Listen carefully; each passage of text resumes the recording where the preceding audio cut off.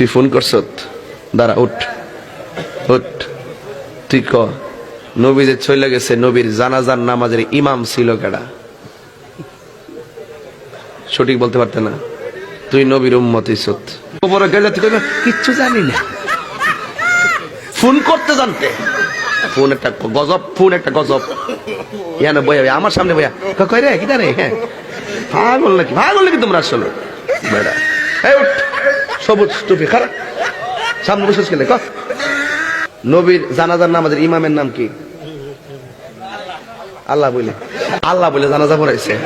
আর হ্যাঁ সঠিক বলতে পারি না, দেখ হ্যাঁ তো একটা কুটকুল কিনারা হইব, হে বাচ্চা যাবো কি তো পাইছি না শুনছি না, হ্যাঁ তো কি তা কইল